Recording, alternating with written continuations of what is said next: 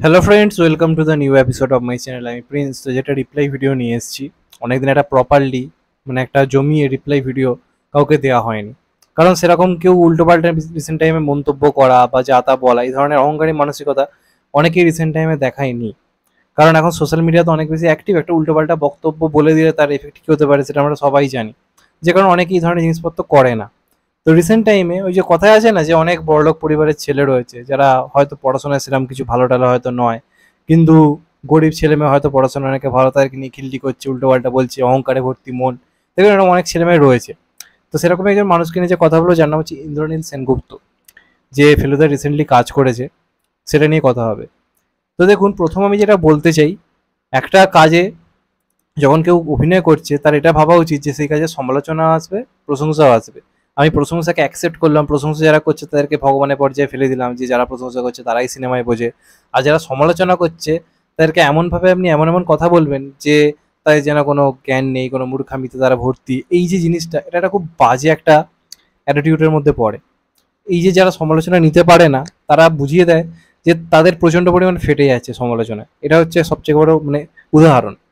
তো রিসেন্টলি ইন্দ্রনীল সেনগুপ্ত যে ফেলুদা হয়েছে, হত্যাপুরি করেছে, বা তারপরে যে নয়ন রহস্য করলো, সেটা তুমুলভাবে সমালোচিত হয়েছে। যে বক্স অফিস থেকে ফেলুদা আনতে পারতো, এই সিনেমাগুলো সেই বক্স অফিস কোথাও গিয়ে আনতে পারছে না। অন্ততপক্ষে নয়ন রহস্য তো বলে যেতে পারে বক্স অফিস সেইভাবে ক্লিক করেনি, প্রথম কয়েকটা দিন চললো, এখন তোকে লোকে জাস্ট রিজেক্ট করে দিয়েছে। এবার অনেক দর্শক রয়েছে যারা সিনেমাটা নিয়ে প্রচুর পরিমাণে সমালোচনা করেছে, অনেকে প্রশংসা করেছে।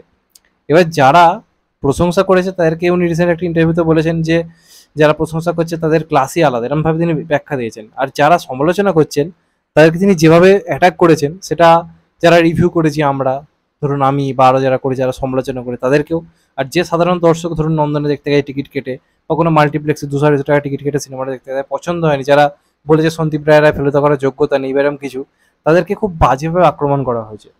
তো যেটা বলেছে ইন্দ্রনীল সেনগুপ্ত সেটা হচ্ছে এটাই, সন্দীপ রায়কে যারা আক্রমণ করে তারা ওর বাড়ির কাজের লোকের চেয়েও ক্লাসলেস। এটা আপনার শিক্ষা? আপনি একজন শিল্পী, আপনি অভিনেতা, মানে আপনি একজন শিল্পী, আপনি একজন পাবলিক ফিগার। আপনি নিজের কাজের সমালোচনা হয়েছে বলে এই ধরনের বক্তব্য রাখবেন? এই যেখানে কথাটা বলা হচ্ছে বাড়ির কাজের লোকের চেয়েও ক্লাসলেস, তার মানে কি বলা হচ্ছে, বাড়ির লোক যে যারা কাজকর্ম করে, বাড়ির যারা কাজকর্ম করে, তাদের কোনো ক্লাস নেই। এই যে কথাটা, এই কথাটা কেন? এই যে জিনিসটা ধরে নেওয়া হয় যারা বাড়ির কাজকর্ম করে, এসে রান্না বান্না করে দিয়ে যায়, ঘর পরিষ্কার করে, ঝাঁট দেয়, তাদেরকে যে মানুষের পর্যায়ে মনে করে না, এই জিনিসটা কেন তাদের, কেন এটা ভেবে নেওয়া হয় তাদের শিক্ষা দীক্ষা নেই? একজন রিক্সাওয়ালাকে একটা শিক্ষিত মানুষ কিন্তু অনেক সময় তুই করে ডাকে, এই রিক্সাওয়ালা চল আমাকে ছেড়ে দিয়ে আসবে হয়, কিন্তু সেই রিক্সাওয়ালা কিন্তু আপনি করে কথা বলে। আসল শিক্ষাটা কিন্তু এইখানে, এই কথাটা কিন্তু মাথায় রাখতে হবে। আপনি একজন শিল্পী, আসল শিক্ষাটা কিন্তু এইখানে। একজন রিক্সাওয়ালাকে আপনি ডাকছেন, এই রিক্সাওয়ালা চল আমাকে ওই অব্দি নিয়ে চল, রিক্সাওয়ালা বলছে বলুন কোথায় যাবে। শিক্ষাটা শিক্ষিত এখানে কে, সেটা কিন্তু এইটা দিয়ে বিচার হচ্ছে, সে কত ডিগ্রি পেয়েছে, সে কত মার্কস, এটা দিয়ে কিন্তু নয়। তো আপনি এই যেখানে বক্তব্যটা রেখেছেন যে যে সন্দীপ রায়কে যারা আক্রমণ করে তারা ওর বাড়ির কাজের লোকের চেয়েও ক্লাসলেস, এটা একটা খুব নিম্নমানের কথা, প্রচন্ড নিম্নমানের কথা। আপনি আমাদের অপমান করছেন বা বাজার অপমান করছেন করুন, বাড়ির কাজের লোকদেরকে আপনি এইভাবে টেনে আনবেন কেন? তাদেরকে আপনি এরকম ভাবছেন কেন তাদের ক্লাস নেই? কে বলতে পারে যে তারাই হয়তো আপনার থেকে হয়তো বুদ্ধিতে, আপনার থেকে হয়তো সবকিছুতে হয়তো এগিয়ে রয়েছে, তারা হয়তো আজকে সুযোগ পায়নি একটা বড় জায়গায় পৌঁছানোর, যে কারণে তাদেরকে হয়তো আজকে বাড়ির কাজের কাজ করতে হচ্ছে। তো এই যে বক্তব্যটা, এই অহংকারী মানসিকতা কেন? আপনি কি লাইফে করেছেন যার জন্য আপনার এত অহংকার? আজকে তো আপনার থেকে বড় বড় অনেক সেলিব্রিটি রয়েছে, তারা আপনার থেকে অনেক বেশি গুণী, তাদেরকে তো এই ধরনের বক্তব্য রাখতে দেখি না। আর একটা কাজের সমালোচনা হবেই। আজকে যখন সব্যসাচী ফেলুদা করেছে বা সৌমিত্র চট্টোপাধ্যায় করেছে, তখন তো এত সমালোচনা হয়নি। সমালোচনা হচ্ছে কিনা সেটা সবার আগে বুঝতে হবে, কারণ জিনিসটা হয়নি। একটা ফেলুদা ঠিকমতো কথা বলতে পারছে না, ঠিকমতো হাঁটতে পারছে না, কোনো ব্যক্তিত্ব আনতে পারছে না ডায়ালগ থ্রোয়িং এ, তাকে যদি ভাবেন মালা দিয়ে পুজো করবে লোকে, সর্বকালের সেরা ফেলুদা হয়ে গেছে, সব্যসাচীকেও ছাপিয়ে গেছে, এই ধরনের কথাবার্তা তো হবে না, লোকে তো সমালোচনা করবেই। যে দর্শকরা আজ অব্দি ফেলুদা দেখে আসছে ছোট থেকে বড় অবস্থা অব্দি, তারা যখন দেখছে যে ফেলুদার নামে যা তা হচ্ছে, তারা তো সমালোচনা করবেই। আর সন্দীপ রায়কে আক্রমণ করা যাবে না এটা কোথায় বলা রয়েছে? একটা পরিচালক কাজ ভালো বানাতে পারেনি, অবশ্যই তাকে বলার অধিকার রয়েছে। আজকে রাজ চক্রবর্তী যখন বাজে রিমেক করে তাকে খিল্লি করা হয় না?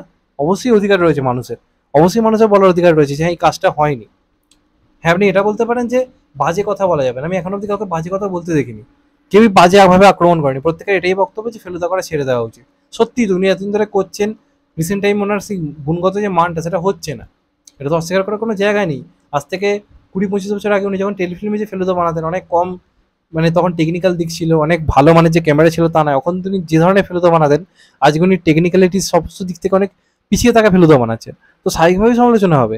এবং এখন ইন্দ্রজিৎ সেনগুপ্তকে এই কথাগুলো বলতেই হবে, তার কারণ হচ্ছে তেল দেওয়ার ব্যাপার রয়েছে। আজকে এই যে বক্তব্যটা রেখেছে সন্দীপ রায়কে নিয়ে, তার পেছনে একটাই কারণ, পরবর্তী 5খানা ফেলুদায় আমরা ইন্দ্রজিৎ সেনগুপ্তকে দেখতে পাবো, এটা নিয়ে কোনো সন্দেহ নেই। সন্দীপ রায় খুশ হোগা, সাবাসি দেগা, এবং আবার পরবর্তী ফেলুদা আমরা আবার সেই ছাবড়ি ফেলুদা দেখতে পাবো, এ নিয়ে তো কোনো সন্দেহ নেই। যে কারণে উনি বক্তব্যগুলো রাখছেন, এবং উনি তেল মারতেই পারেন, কিন্তু এইভাবে বাড়ির কাজের লোকদের কিভাবে ক্লাসলেস বলাটা আপনাকে মানায় না। কোন অ্যাঙ্গেলে আপনি বলছেন যে তারা ক্লাসলেস? এই যে মেন্টালিটিটা সমাজে এসে গেছে, যে যারা বাড়ির কাজ করে বা যারা গরিব মানুষ, যারা দিন আনা দিন মানে কাজ করে, সেটা ম্যাথর হতে পারে, সেটা চাষি হতে পারে, সেটা কুমোর হতে পারে, এই ধরনের মানুষরা, এদের কোনো ক্লাস নেই, কথাটা আপনাকে কে বলেছে? আমার এদের রিসেন্ট এলাকায় একজন মানুষ রয়েছে, যিনি রীতিমতো সাধারণ একজন মানুষ, দিন আনা দিন খাওয়া কাজ করেন। তিনি মানে কি বলবো, নির্বাকের মতো সিনেমা কিন্তু বোঝেন। তো এই যে কথাটা বলে দেওয়া, মানে যারা খিল্লি করছে তারা এই মতো বাড়ির কাজের লোকের মতো ক্লাসলেস, এই কথাটার কোনো ভিত্তি নেই। এটা চরম একটা বাজে মানসিকতার পরিচয় যে আপনি কতটা অহংকারী। আজকে বলিউডে আপনি কাজ পাচ্ছেন না বলে, বা এখানে আপনি কোথায় সেভাবে কাজ পান না, যে কারণে আজকে ফেরত আপনি পাচ্ছেন বলে আজকে এই পরিচালকের জন্য তেল মারছেন। কিন্তু সত্যি কথা বলতে তেল মারার মতো কিছু হয়নি। আপনার কাজের দরকার, আপনি তেল মারছেন, ঠিক আছে, কারণ আপনি আরো 10টা ফেলুদা পাবেন। এবং এই যে টিমটাই, যারা এই ফেলুদার যারা টিমে যারা রয়েছে, সেটা যে তোপসে হোক বা সেটা যে ফেলুদা হোক বা সেটা যে জটায়ু, তিনজনই প্রচন্ড অহংকারী মানসিকতা দেখাচ্ছে। আমি সিটি সিনেমার যে টিভি চ্যানেলটা রয়েছে সেখানে একটা সাক্ষাৎকার দেখছিলাম, সেখানে জটায়ু খুব বাজেভাবে আক্রমণ করছে যারা বাজে রিভিউ দিয়েছে তাদের, যে ওদের কোনো যোগ্যতা নেই, আগে তো যোগ্যতা হতে হবে। কিসের যোগ্যতা ভাই? অডিয়েন্স হিসেবে খারাপ লেগেছে, খারাপ বলেছে মানুষ, পছন্দ হয়নি বলে দিয়েছে, তো এত তো লাগার কিছু হয়নি, গায়ে লাগার মতো। তাদেরই গায়ে লাগে যে নিজেদের ফাটছে। তো এই অহংকারী মানসিকতার পরিবর্তন হওয়া উচিত। এই ধরনের যে বক্তব্যগুলো দেওয়া, আসল শিক্ষা কিন্তু নিজের বলে দেওয়া কথাতে বোঝা যায় যে কি আসল শিক্ষা, কার আসল কালচার রয়েছে। যেমন আপনি এই কথাটা বলে নিজের কালচার বুঝিয়ে দিয়েছেন যে আপনার কালচারটা কোথায়। তো আমি এই কথাটা তীব্র বিরোধিতা করছি, এটা বলা একদমই ঠিক হয়নি। সেটা যে কাউকে হোক, কখনোই এই ধরনের কথাবার্তা বলা উচিত নয়। আর এই যে বক্তব্যটা, যে বাড়ির কাজের লোকের চেয়েও ক্লাসলেস, কে বলেছে বাড়ির কাজের লোকেরা ক্লাসলেস হয়? লজ্জা লাগা উচিত। এই ধরনের বক্তব্য একজন শিল্পী হিসেবে বলার আগে লজ্জা লাগা উচিত। নিজের মন থেকে শিল্পী সত্ত্বটাকে সরিয়ে দিন। একজন শিল্পী কখনো এই ধরনের বক্তব্য নিতে পারে না। শিল্পীদের প্রথম যেটা শেখানো হয়, সমালোচনা কিভাবে নিতে হয়, আর আপনি সেখানেই তো শিখে ফেলছে। যাই হোক, আর বেশি কিছু বলবো না, আমার মনে হলো এটা নিয়ে কথা বলা দরকার, যে কারণে বললাম। তোমাদের এটা নিয়ে কি মতামত অবশ্যই কমেন্ট করে জানিও। চ্যানেলটা নতুন হলে চ্যানেলটা সাবস্ক্রাইব করে দিও and get the bell icon. ভালো থেকো সবাই, টেক কেয়ার, নমস্কার, আবার দেখা হবে এখন তো ভাই। সে ভালো থেকো, সুস্থ থেকো, নমস্কার, টেক কেয়ার, আবার দেখা হবে।